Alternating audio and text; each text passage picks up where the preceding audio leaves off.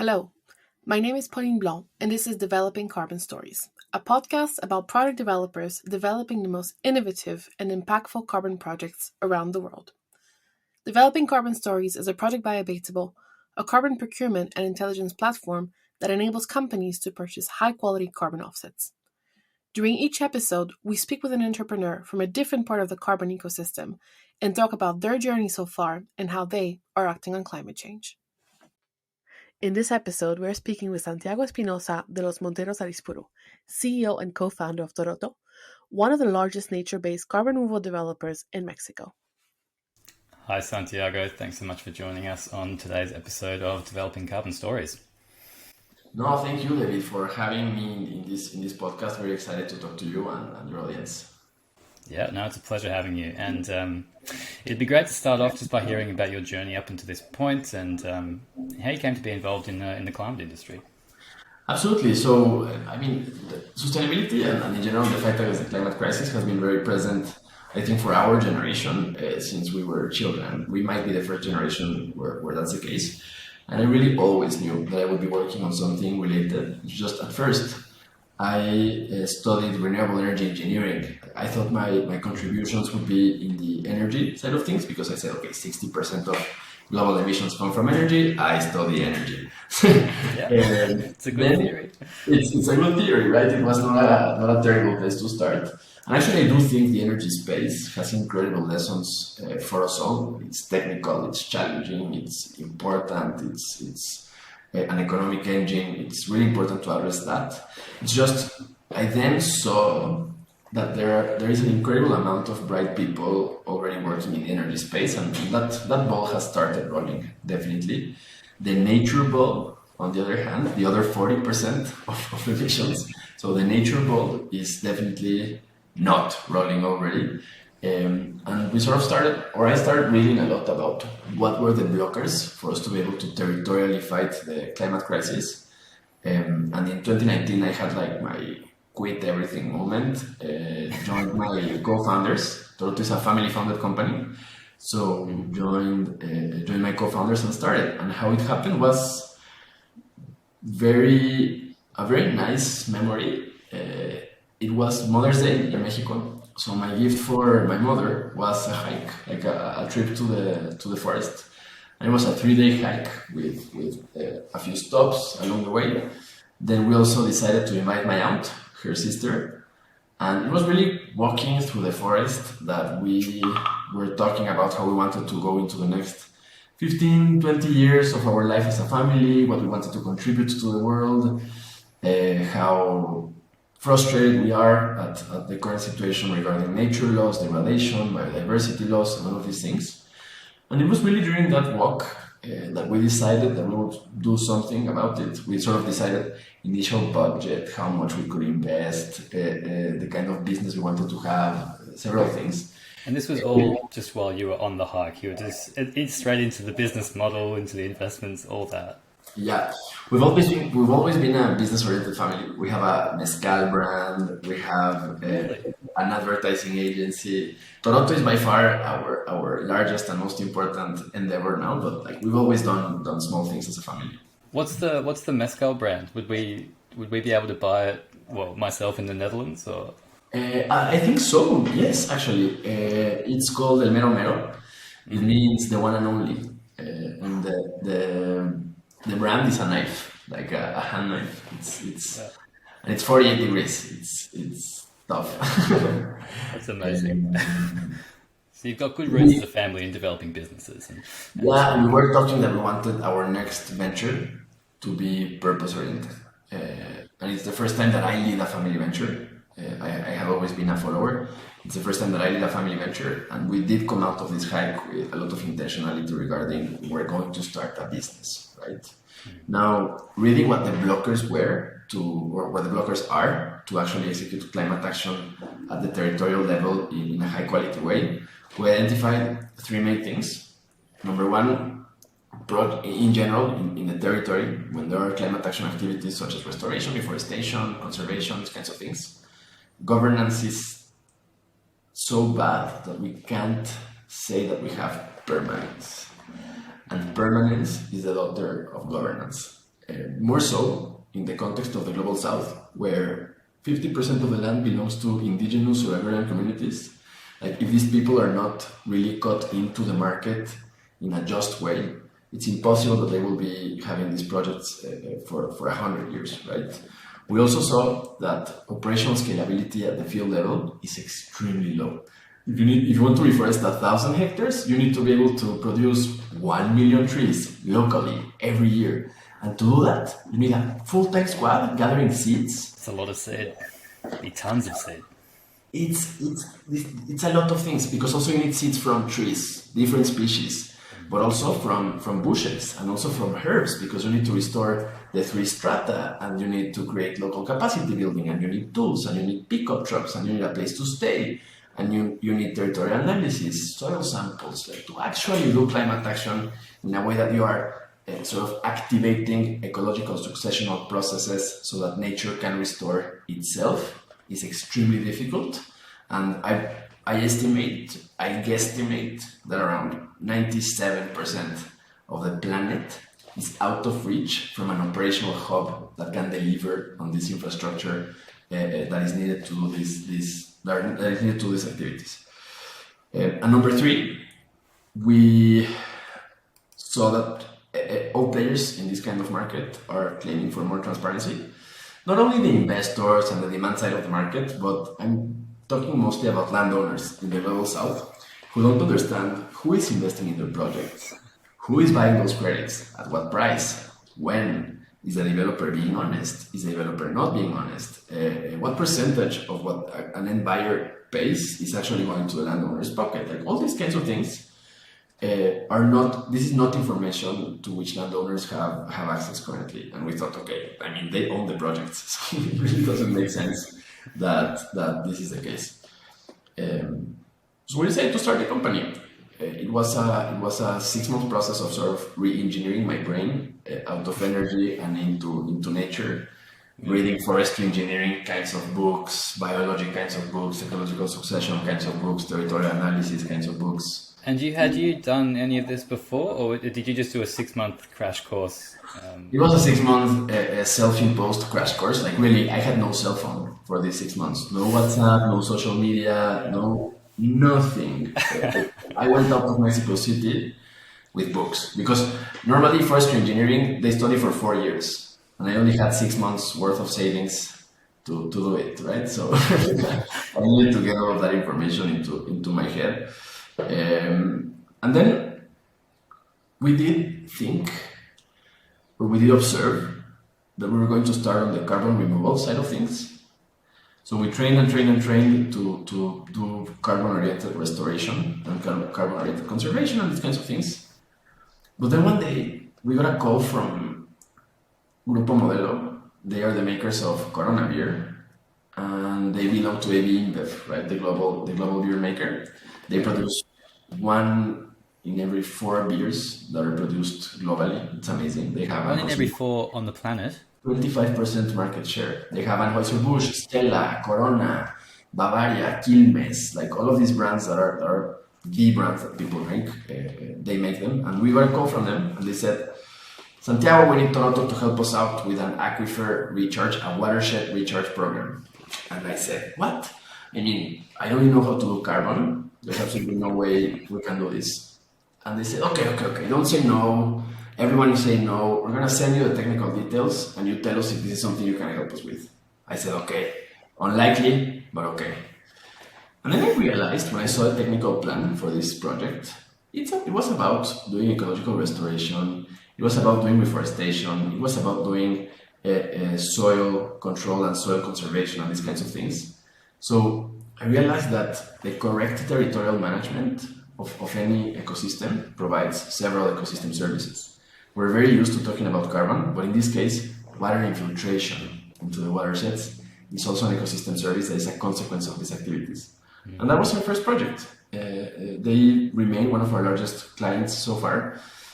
So I'm very happy that Toroto sort of launched with a different ecosystem service than carbon, because today we still have the water practice, and that brings in like 60% of our revenue. We've got an additional traction with InBev, Coca-Cola, now about to close a contract with another top 5 global food and beverage company. And then, yes, we started developing carbon activities as well, which now amounts to around 40% of our revenue, something like that. And we're also able to model biological corridors. So all of the interventions that we do on the field are guided by either how can we infiltrate more water or how can we enhance biological corridors. And then, yes, sometimes the monetization strategy is carbon. Just to finish with the introduction, Toroto is now, we have a technical team of 50 people working at the cabinet level, full-time, biologists, forestry engineers, geographical information systems experts, these kinds of things. And then we also have a team on the field that is never less than 50 people, but up to 250 people working at the field level at any given moment out of 6 biological stations that each activate climate action or potential for climate activities in up to 300,000 hectares, more or less. Wow. And that was only just in the space of 2019. That's amazing. I mean, just going back to your first project. So when such a big player comes out and talks to you and says, we want to do this environmental restoration project, what's their angle? What are they actually looking to get? I mean, are they the owner of the land and they want to see this natural space restored for biodiversity value, or what's the thing? Yeah, very, very interesting question. In this case, what they needed is they have a brewery, and this brewery takes water from the watershed to make beer at a reason of some liters of water per liter of beer, right? Yeah.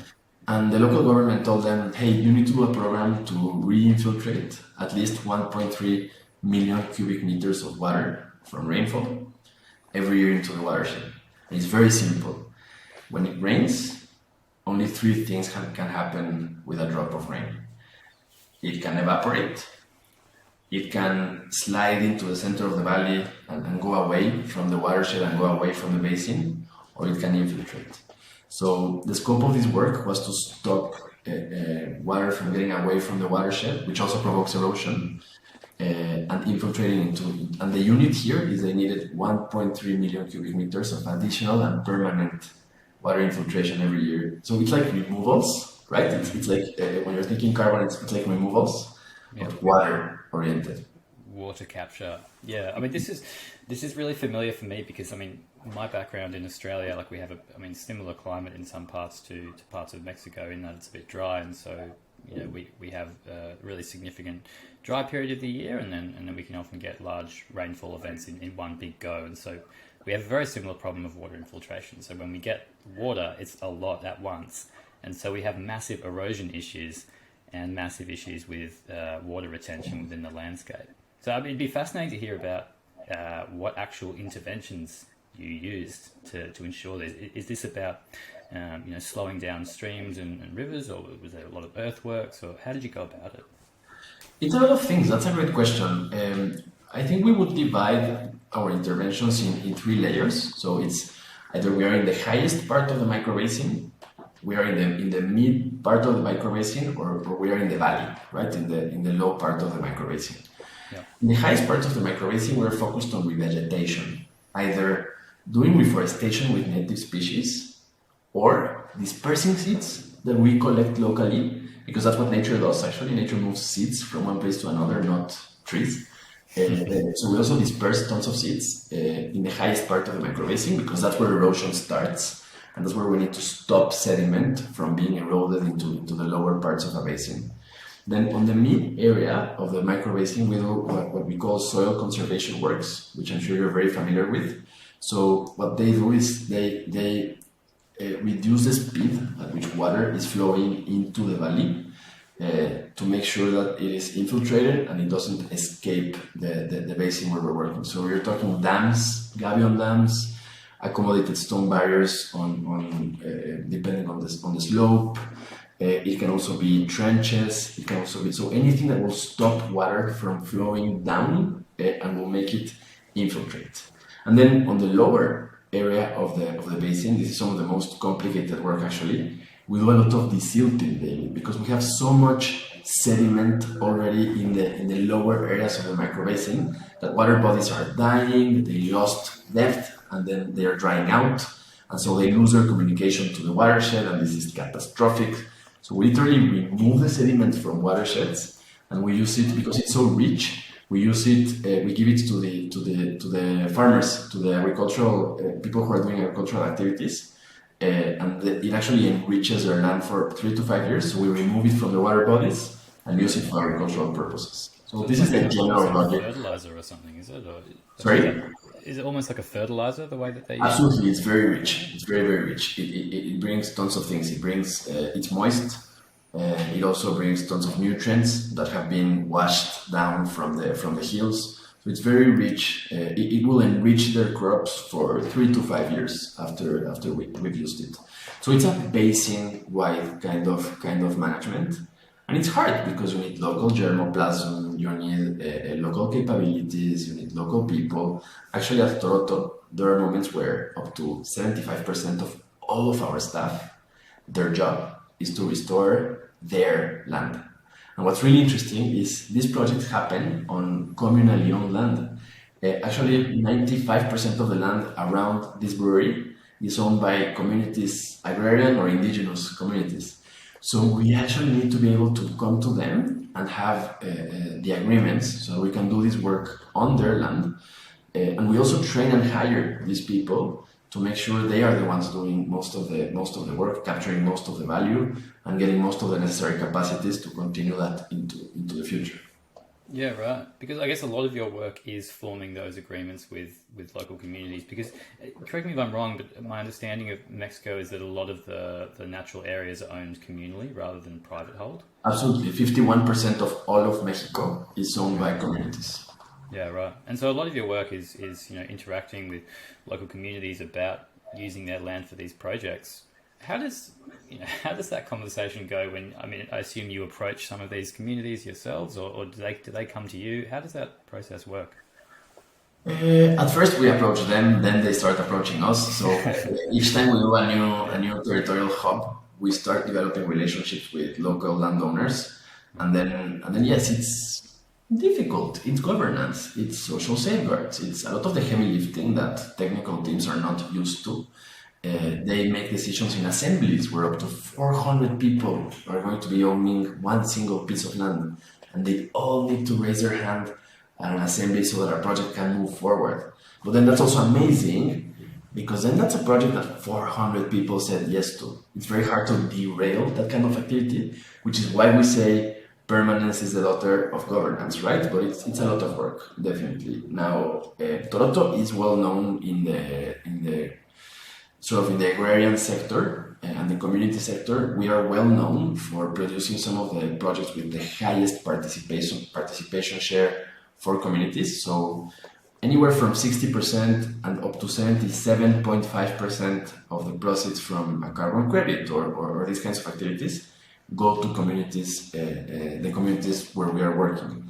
And then both Toroto and the landowners have reinvestment agreements. So we will both reinvest anywhere from 20 to 50% of our proceeds into additional climate action in the activity areas that produced that money in the first place. So we also have a mechanism that will make sure there is finance to maintain, monitor, and do more 30 up to 100 years into the future. Yeah, wow. And so that figure there, that the 67 to, I think it was 75%. 60 to 77.5. I see, yeah. And so that percentage of proceeds going to the local communities, in what format is that flowing to them? Is that through wages and salaries, or is that through direct investment? How does that actually flow towards them? Or is it just a benefit sharing agreement? That would be their revenue, and they are. It's our best case scenario is it's paid directly by our customer to the community. So, for example, if we work with Available and Available buys some of our credits, to then have one of your clients use them, retire them, or this kind of thing, then it would be great if Available paid directly to the landowners this share that it's their share of the project, and then with a reinvestment agreement, we sit together with them once a year and say, okay, we have 10 pesos, and there's this list of activities that need to happen this year because we need to enhance biological corridors, because water infiltration needs to be increased, because this is there's risk to this forest here, or there's an opportunity to restore there, or there's secondary rainforest vegetation that we need to manage. So we come to landowners with sort of the analysis and the assessment of what needs to be done, and then together we agree how it is that we will be spending this reinvestment share each year. And then the rest for Toroto, that's our operational margin, and the rest for the landowners, that's their operational margin. And although we think it is amazing, or it would be amazing that they have more opportunities to spend that wisely, to invest it, to sort of create health services locally, educational services locally, this kind of thing. We think there needs to be an ecosystem that supports them with that. I'm not entirely sure that Toroto can play or should play a role in telling them how to spend their share of the cake. I go back and forth in this idea. I would definitely not like it if they told us what to do with our share, right? So when you think about horizontal partnerships, it's weird. It gets complicated. It gets tricky. Yeah, sure. And I guess there's lots of different revenue streams coming into this through different activities you can make. I mean, it's carbon is what Abatable does, but you've also got, as you mentioned, the water infiltration work and general environmental restoration. Do you find that these goals often align with the landowners and the local communities that control the land? Because these are coming from corporate interests. They're saying, look, we want these environmental impacts. Is it often hard to marry those with the interests of the local communities? The short answer is yes. I mean, the nuance would be they fully understand and prefer the value of having a healthy ecosystem and a healthy piece of land, right? They see it with their own eyes. They say we had animals and we don't have animals any longer. We were able to live from nature, and then now nature is not enough because we've degraded it. Like they are very, very clear about why it's important to have a healthy ecosystem, and they want that. Now, their reality is that the market still incentivizes degradation. The opportunity cost of conservation is still too high for them. So, for example, even in the least productive areas in Mexico, they're able to get $250 per hectare. So you would need per year, out of activities that would degrade an ecosystem, right? So like extensive cattle, this kind of thing. The least productive land will do $250 per hectare, whereas the most productive restoration projects or conservation projects at current prices and current costs, etc., will probably make them anywhere from $50 to $150 per hectare. So not even the most productive carbon or ecosystem service oriented projects can compete with the least productive degradation oriented projects in Mexico, right? And this is extremely tricky. So they know what they prefer. It's just they also need to eat. They also need to sort of have development. These are people that are not wealthy or they probably don't know what they will be living from 2 weeks from now. And that's extremely tricky to handle, for sure. Yeah. Does Toroto play a role in developing perhaps local industry of some kind? I mean, in the context of the example you gave before, where you were doing the water filtration work for the local brewery, well, not really local, global brewery, that would have obviously provided a lot of employment for local people, I'm sure. But does Toroto ever step in to create employment activities for locals? Yes, absolutely. Now, we've been discussing a lot what happens with the revenue or say the net income that is generated by one of these projects. Now, the operating costs, most of that would be local jobs, definitely. So most of the operating activities are locally trained squads, locally trained biologists, forestry engineers, this kind of thing, who also manage locally sourced squads. So yes, I would say from each peso that goes through Toroto, around between 75 and 80 cents are going to go to field level activities. And around 60% of that is going to go through local jobs. Yeah, sure. So there's clear benefits then for local people through the projects. It's a new kind of economy, right? It's not only about doing the restoration and land management, it's about very carefully crafting a regenerative economy. Mm-hmm. Yeah. I mean, because the the revenue that feeds into these projects comes from abstracted spaces like the voluntary carbon market. Do the local people have what are their perceptions on things like the global carbon market? Do they care about these things, or is it more just kind of this is just something that we can use to do the work that we really want to do? I mean, The most surprising sentence that I hear about a lot, and I've heard it from dozens of landowners. I've personally been to 150 to 200 assemblies with these communities, and there's a constant sentence that I hear at all of these gatherings, and it's, "We have been waiting for this for 50 years." It's incredible. They fully understand what ecosystem services they provide into the world. They are not going to tell you in terms of carbon, right? But what they're going to tell you is, "We've been cleaning the world's air for generations, and it's taking us a lot of work to conserve, and it's taking us a lot of work to preserve." And there's hundreds of people that die in Latin America, for example, to preserve these ecosystems, right? It's definitely not only market-oriented people, but this is just such a huge breath of fresh air for them. It's amazing. The most surprising thing I've heard is that, and I hear it at every assembly. We've been waiting for this for decades, and that's very, very nice to hear. Very nice to hear. It's great to hear. I mean, I feel like it would go against what I would.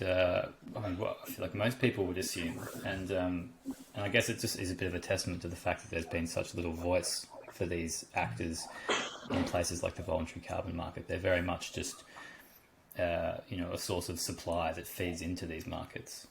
Absolutely, and that's where everything starts, right? So when I see, actually, we did some research in the voluntary carbon market before we started, of course. And we saw that the status quo is that from 30 to 5% of what a company pays to buy a carbon credit actually ends up in the pocket of a landowner. So, I mean, how can you scale a market like that where value is not going to the field? We don't even have the resources to fight the climate crisis once. How are we going to do it if 60% of the money that is being used to fight the climate crisis territorially is used to activities that do not add value at the field level? It's crazy. It is, yeah. And I mean, I think even, there are even worse examples than that, that have been around in recent media articles as well. I don't think we should name any names in this podcast, but I mean, I think, 30% going to local implementers is high in a lot of cases, unfortunately. Absolutely, and this is sad. This is really sad because the market asks for transparency, traceability, high quality climate action, removals, restoration, reforestation, local germoplasm, locally created jobs, people hired correctly, no exploitation of local job vulnerabilities, that kind of thing, at $5 a ton. Yeah, right. It's absolutely impossible. It doesn't make any sense. We don't see that we're able to execute any kind of high quality restoration activities funded by carbon for less than $35 a ton. And that's still making it happen with stuff like seed dispersal and successional ecological processes. If you actually want to do high-powered, high-impact restoration, that's $50, $60 a ton, at least. So there's also sort of the demand side of the market is a very needy side of the market that is sometimes not putting enough value on the table for projects to be high quality. Yeah, no, I think you've hit the nail on the head. It's very true. I mean, we have an increasing cost of carbon. I mean, an increasing value of carbon credits as the years go on, but I think we're still a long way before the value actually aligns with what the real costs are in terms of what people are asking for. I mean, if people are asking for an abatement of 1 ton of carbon dioxide with none of the benefits that you mentioned, yeah, sure, you could make some efficient practices happen in a glass factory in China for a very small amount. But for the sort of work that Toroto is doing, to be asking for, I mean, do you talk to buyers and investors that give you like pretty low ball estimates on what they want to pay for carbon?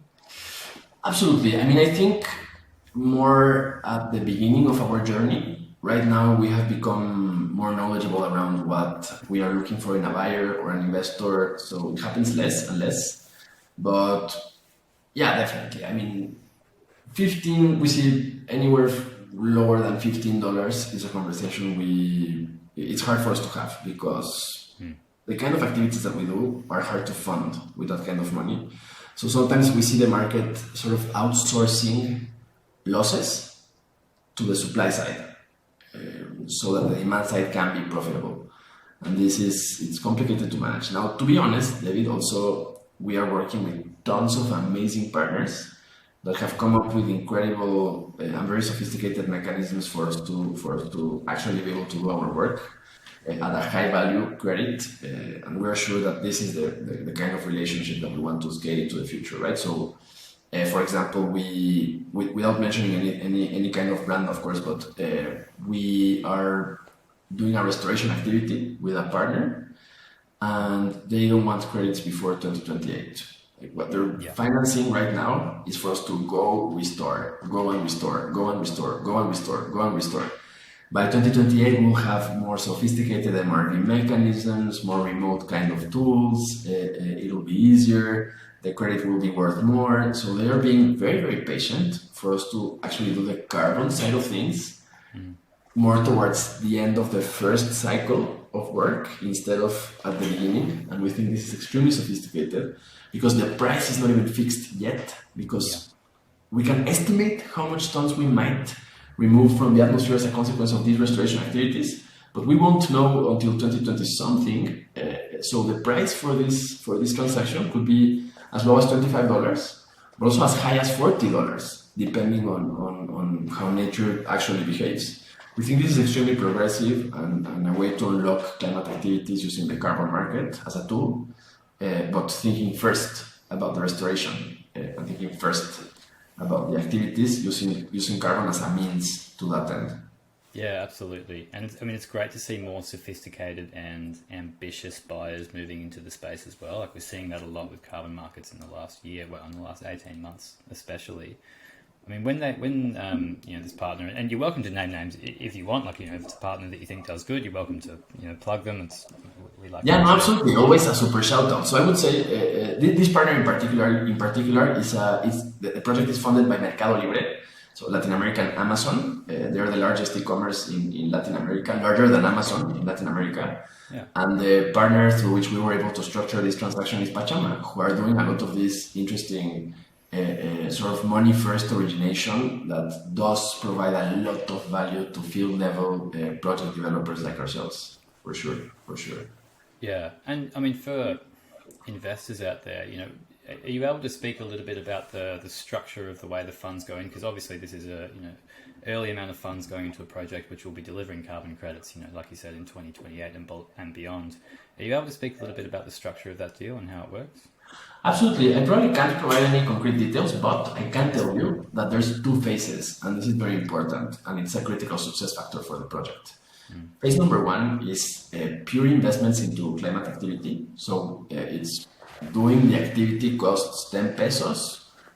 We get 10 pesos to do it. And that's sort of all of the first phase of work. And we call it any carbon that is produced or that is removed from the atmosphere during this phase will not produce any additional benefits to Toroto.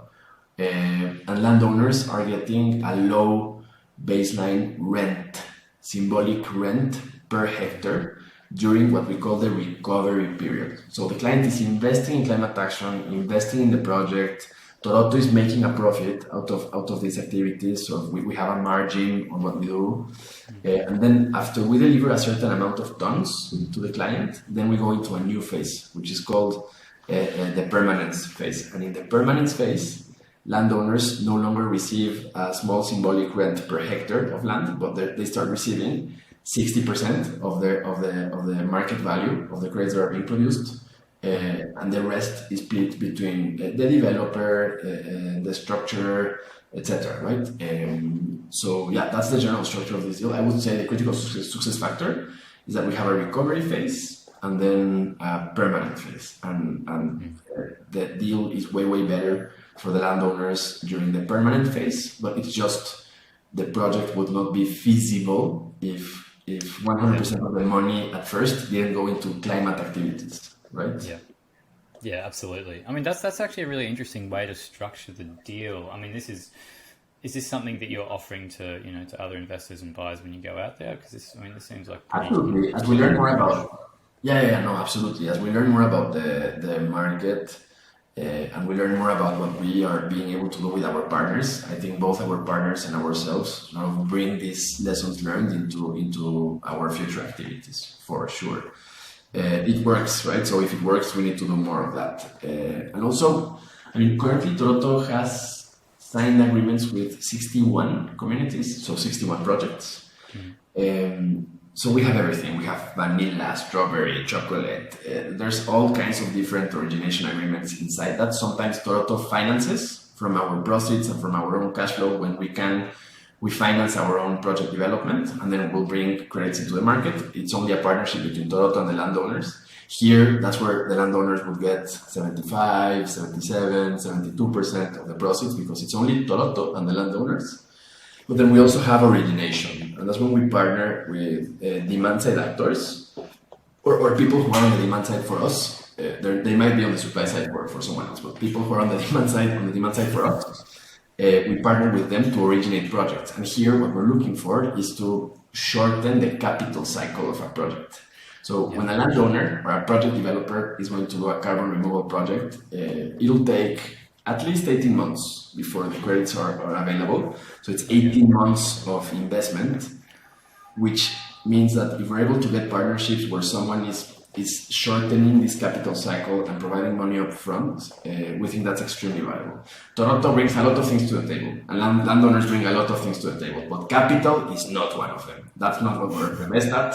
That's not our strongest area. So partnering with players who do have this strength makes a lot of sense for us. We have boots on the ground, scalability, governance, local relationships, technical work, high-level scientific work. This is what we provide to the market.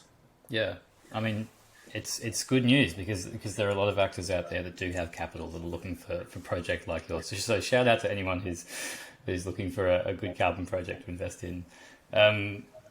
It'd be good to hear a little bit about the legislative context in which you work. So in Mexico,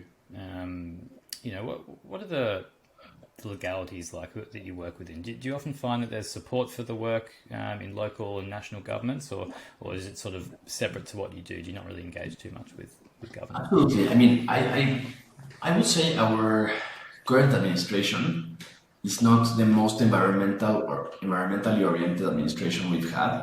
That said, Mexico has always been leading the pack of developing nations from the perspective of international commitments, participation in the Paris process, NDCs, this kind of thing, right? Mexico was the first developing nation to put NDCs forward. We lead the environmental integrity group internationally. The government is very much aware and willing to comply with Article 6 and everything that comes out of that.